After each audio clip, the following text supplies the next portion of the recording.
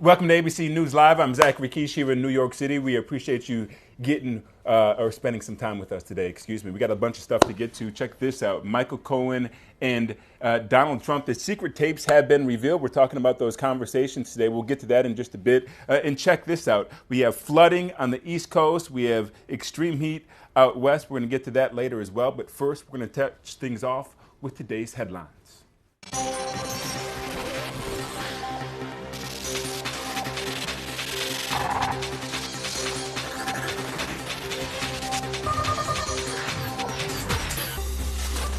The Trump administration will extend $12 billion in emergency aid to farmers hurt by the trade war with China.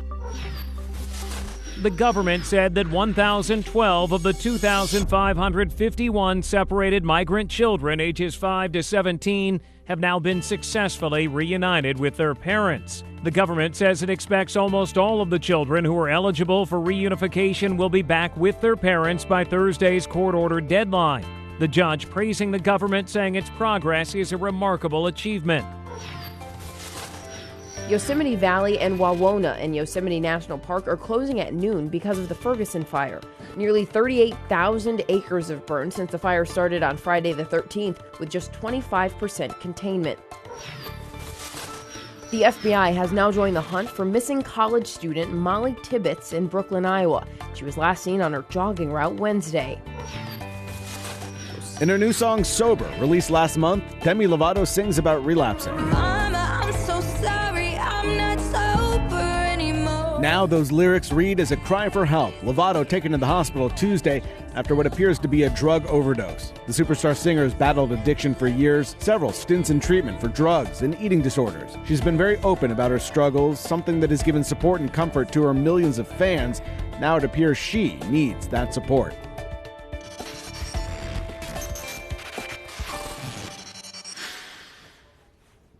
Back to our top story, these explosive tapes revealed. We're joined now by our Chief Justice correspondent, Pierre Thomas, in Washington, D.C. Pierre is going to break this all down for us. First of all, these explosive recordings, President speaking with his attorney, Michael Cohen. Has Trump responded, Pierre? He certainly has, Zachary. Good morning. A war of words between Donald Trump and his attorney is heating up with the release of that taped conversation between the two that we're hearing for the very first time. Great poll, by the way. Seen it. Great poll. Making progress. Big time. You're hearing something highly unusual. A private conversation between an attorney and his client. In this case, then candidate Donald Trump, in September of 2016, speaking with the fixer, his personal attorney Michael Cohen, who is secretly recording the conversation. Donald Trump, apparently completely unaware he's being taped, asking for refreshments. Give me a Coke, please. They don't have a legitimate purpose.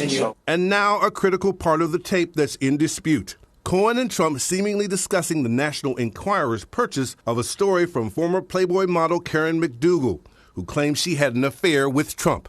I need to open up a company for the transfer of all of that info regarding our friend David. David, according to sources, is apparently Trump's friend David Pecker, CEO of America Media Incorporated, which owns the National Enquirer.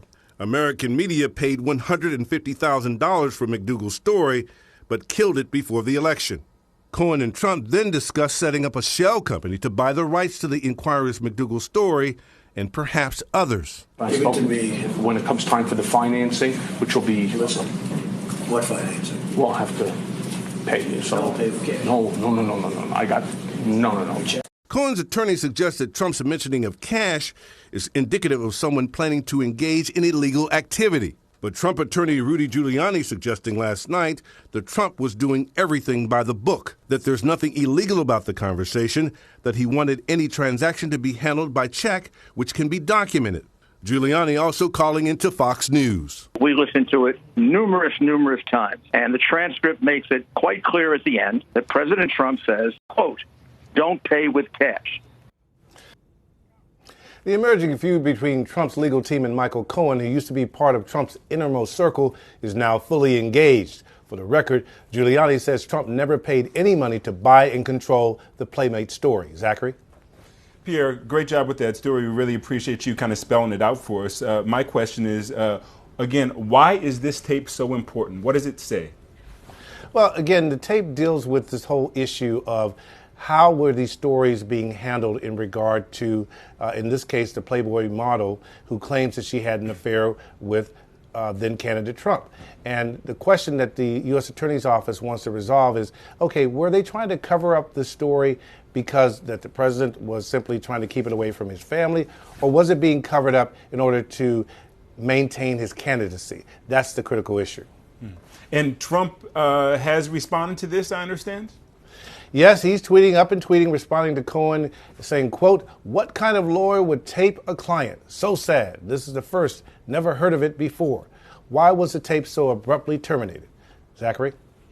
Thank you so much, Pierre. Have a great day. Thank you. We're going to pivot now and talk to Karen Travers. She's on the North Lawn of the White House. She's talking about this big meeting today. The president and the European Commission, they're going to be talking about tariffs and a whole host of other things. Karen, what is this conversation today supposed to be all about? Yeah, the president is really on quite a tear in the last couple of weeks about trade and tariffs and what he sees are bad and unfair deals to the United States. Now, just kind of walk back a little bit here. There's been this escalating trade war between the U.S. and China, also Mexico and some European countries.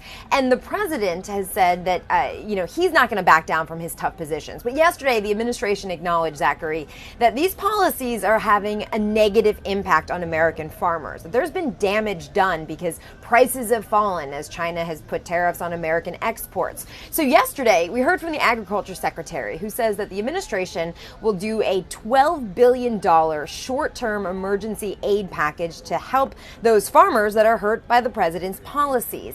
This is going to come in the form of payments directly to farmers. They'll be purchasing excess crops. All of this is going to start in September, which of course is very conveniently timed right before the midterm elections. Zachary, the reaction on Capitol Hill yesterday was very fierce and it was very strong. You had Republicans from some of those farm states saying this is not the way to go. This is welfare for farmers. They say they don't need handouts. What they need are barriers to be broken down. They need free trade. They need open markets. $12 billion yesterday from the administration doesn't need to be approved by Congress. So for now, they can move forward on this. But Zachary, if the administration wants to ask Congress for more money, it's very unlikely they're going to get it. They say it's the tariffs. That's what Republicans say. The tariffs are what have to go. Wow. So we're starting to see some of the ripple effects of these tariffs that we've talked about for the last number of weeks, some help for farmers. Are we getting a reaction from the president by the way of tweets as it relates to this issue? Yeah, he's defending these policies. Yesterday, he was speaking in Kansas City, Missouri, and he said, acknowledging essentially that he knows there's been a negative impact. But he also said, be patient because the help is coming. He made this promise back in April that the farmers would be taken care of, and that's what they say they're doing. But Zachary, the criticism is that this is really just a Band-Aid, a $12 billion Band-Aid being put on what critics are saying is a self-inflicted wound by the administration. Karen Travers for us at the White House. Thank you so much. I hope you have a great day. Thanks, you too. We're going to go to David Curley now. He's in Hershey, Pennsylvania. They've had some incredible flooding there, and David has the latest for us. David? Zachary, it's been 5 days now that the Mid-Atlantic and the Northeast have been pummeled by this system that basically has been stalled. And in Maryland, just to the south of us, nearly 14 inches of rain in the past 5 days. But I just wanted you to take a look. Here we are in Hershey, and you can see these drainage pipes of how much water is flowing through. In fact, on the other side of this road is a neighborhood that one of the drains, according to a resident we spoke to, got clogged, and it started flooding the entire street and the basements. Rescuers had to come in with boats this morning to rescue a lot of folks in that neighborhood just on the other side of the road. You can see this is actually probably designed as a drainage area. This is actually a golf course. Take a look down. That's supposed to be just green grass, but this is how much water has been flowing over the last several days. And in Pennsylvania and the Northeast today, they're talking about another inch or two of rain. This is why flash flood watches are still in effect for many of these areas. This should be the last day of this storm that's been sitting over us since Saturday. And I'm sure, Zachary, if you were out over the weekend, as many people along the Mid-Atlantic and the Northeast, been getting plenty wet over the last 5 days. David, thank you so much for that. We're going to go to to Mel Griffin now. She's in the Weather Center, and she's going to give us a little bit more details about how long this rain's going to last. Mel? Thanks, Zachary. So, I mean, it has just been a really stalled pattern here, just dropping tons of rain for parts of the East Coast. Widespread 7 to over 10 inches of rain in just the past couple of days for places like Pennsylvania, Maryland, North Carolina, and Virginia. And I want to show you why here. So this is the pattern I'm talking about. We have these two steering forces. We have a deep trough in the east, the Bermuda High in the Atlantic. Now, both of those are just pushing this almost fire hose of moisture. We call that an atmospheric river. Abundant moisture just hitting the East Coast, and this has been the problem for the past couple of days. Take a place like Baltimore, right near where David was. Over 13 inches of rain in just the past week. It's now their wettest July on record. So here are the flash flood watches. Some 30 million people under flash flood watches again today. This has been lasting for days. North Carolina up through New York under the flash flood watches. You see those rounds of heavy rain basically hitting the same spots over and over again. The ground already so saturated. And we're going to watch this front move east.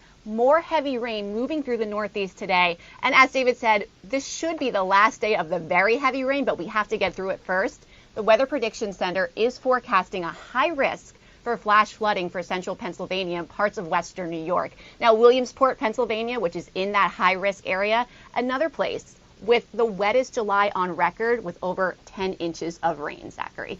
Wow, Mel. And they're just getting torn up out west, too. We're seeing these high heats. Any chances that they're going to get a reprieve anytime soon? Well, we're talking about this stuck pattern, and they're stuck in a heat wave there in the Southwest. Record high yesterday in Death Valley, California, 127 degrees. Phoenix reaching 116 yesterday as a record high, and it's just going to continue today. Take a look at the excessive heat warnings stretching across the Southwest and heat advisories even all the way up into Portland, Oregon today. Look at some of these numbers. Now, we were talking about days of record highs, and it continues today. 116 again possible in Phoenix, 90s in downtown Los Angeles, Burbank, 100 degrees. Now, these are all records that could possibly break, and even as far north as Portland in the mid-90s, and that's been lasting all week. So these temperatures paired with the dry humidity, gusty winds, monsoon storms could bring dry lightning. All of that is really terrible ingredients for those fires that they're also fighting out west. We do think that the record heat will probably end today or tomorrow, but it is going to stay hot and it is going to stay dry out west. Hopefully, if you're out west, you can find some water. It sounds like about the only thing to do this time of year. Thank you so much, Mel. Have a great day. We are going to head out to Greece now. These wildfires have just been out of control. They've led to a number of fatalities. We're joined now by Ian Pannell with the latest. Ian? Hi, Zachary. Well, I want to show you one of the houses of the residents in the Greek village of Mati. This was the epicenter of the firestorm that swept through here. Hard to imagine this used to be someone's home, right? Apparently there used to be a couch here. You can see the remnants of someone's cup, a few little bowls on the ground there. And this belonged to the bedroom of one of the residents of the house, a young man in his early 30s. You can still feel the intensity of the heat here. So that's what remains of the bed. You can see the metal frame of the mattress. Obviously someone's desk here. Apparently he was an avid reader. And this is all that remains of his books. Now, luckily, he's okay. He's in hospital. He suffered some burns, apparently because he was trying to help other people escape.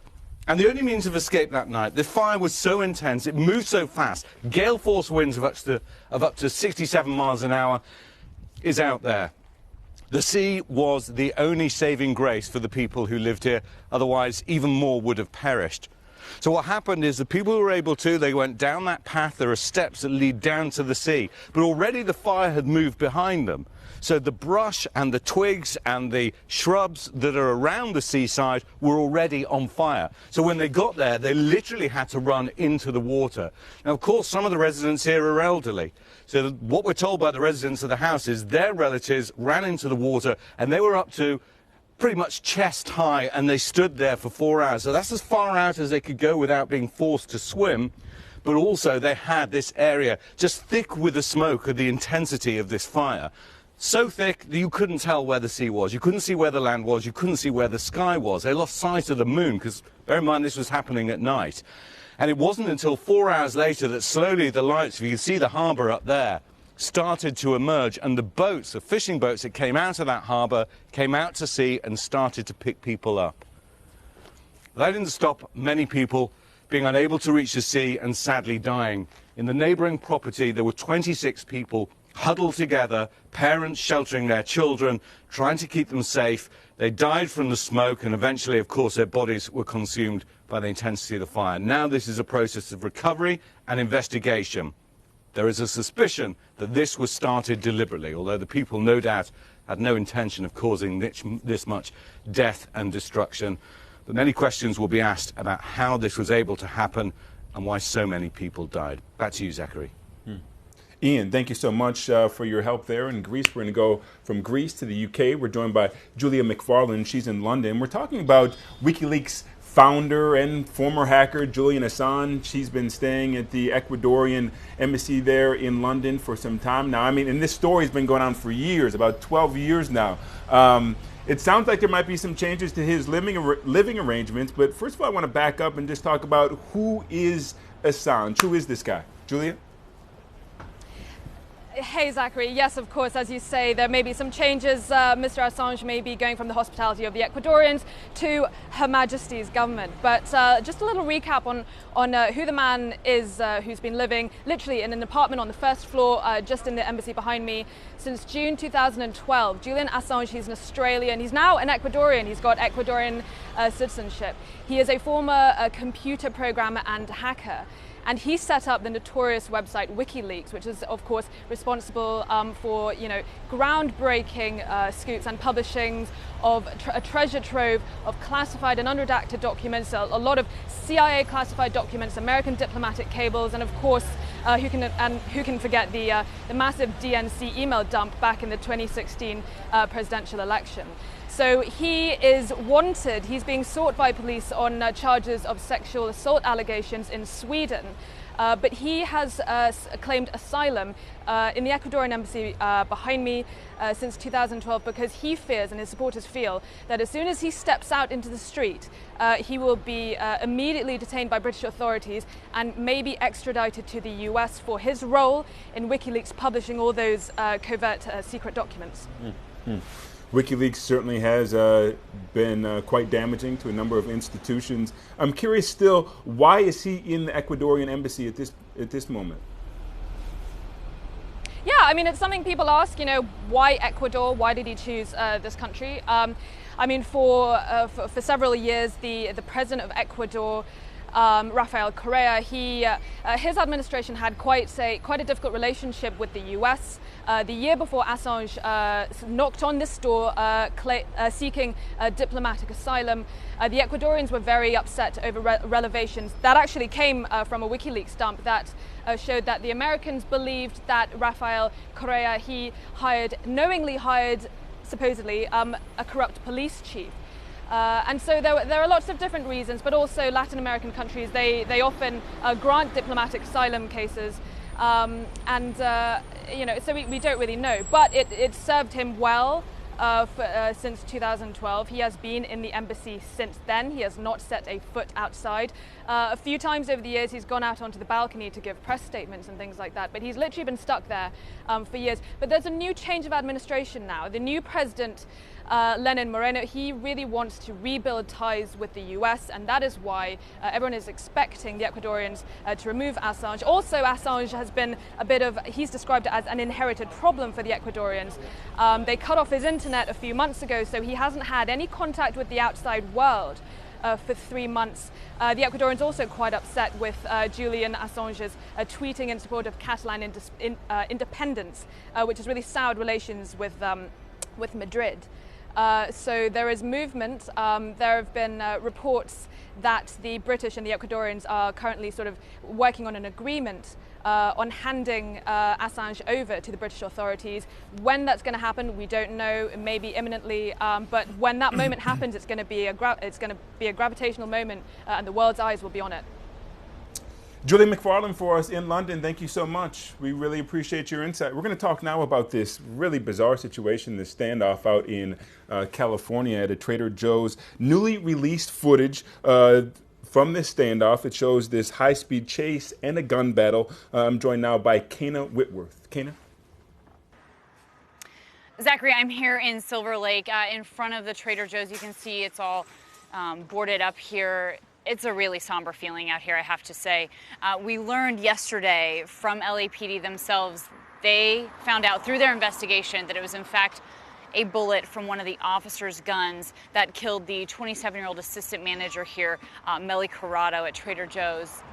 The officer said that really that is every officer's worst nightmare, to injure an innocent civilian during a violent encounter. And he said that the video they released, they also point out it's a heartbreaking reminder of the split-second decisions that these officers have to face every single day.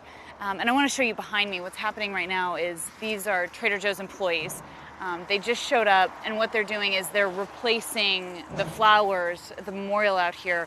They're bringing fresh flowers from in the store, and they're taking out some of the ones that have died. It's been really, really hot here, so it's been hard for these flowers to make it. So they've actually been carting out all of these fresh flowers, and they're replacing them. It's really a heartwarming scene to see that. And as you walk through here, I want to share with you, I know my photographer doesn't have a lot of space to move, but there's this one note that really touched me right here. It says, "Thanks for the compliment, Melly, on one of the loneliest days in LA." I mean, isn't that amazing that someone stopped by to write this note to Melly? The impact that she clearly had on this person. I mean, that could have been a life-changing day for that person. So people here in the community have been stopping by. They want to leave notes, letters, flowers. There's a note from her family as well on the wall. So it's really hard for this community, but they're trying to come together. The Trader Joe's will remain closed until further notice. They say they want to give their employees the time they need to process what happened and try and recover. The suspect did appear in court yesterday. The judge nearly doubled his bail. His bail is at nearly $19 million right now, and he's facing 31 felony counts, including murder and kidnapping. And if he is convicted, he could face life in prison. And Zachary, he will appear in court again next month. Thank you, Kane. A tough story there in California. Some good news out on the West Coast, at least for one winner in the $522 Mega Million jackpot from a store out there in California. We're joined now by Gio Benitez, who has the story. Gio? Hey there, Zachary. Yeah, one very, very lucky winner. One actually got that $522 million jackpot and woke up a very rich person today. $308 million if they take that lump sum cash payout. Now, we don't know who won that lottery, but we do know where it was sold, and that was in San Jose, California, over at Ernie's Liquors over there, a liquor store there in San Jose, California. It's, by the way, the fifth largest Mega Millions jackpot in American history. Now, by the way, if you're wondering, what are the odds of winning something like that? Well, 1 in nearly 303 million, so it just underscores how lucky that person was. But obviously, if you didn't win that jackpot, you still have a chance, because more than 3 million winning tickets were sold, with prizes ranging from $2 to $1 million. So check that ticket right now. My ticket, not one of those. Zachary, back to you. Didn't have a winner, he said. Didn't have a winner. That's it for today's show. We appreciate you joining us. You can get more information from abcnews.com, or you can always check us out on our app. Again, I'm Zachary Keish. We appreciate your time, and have a great day.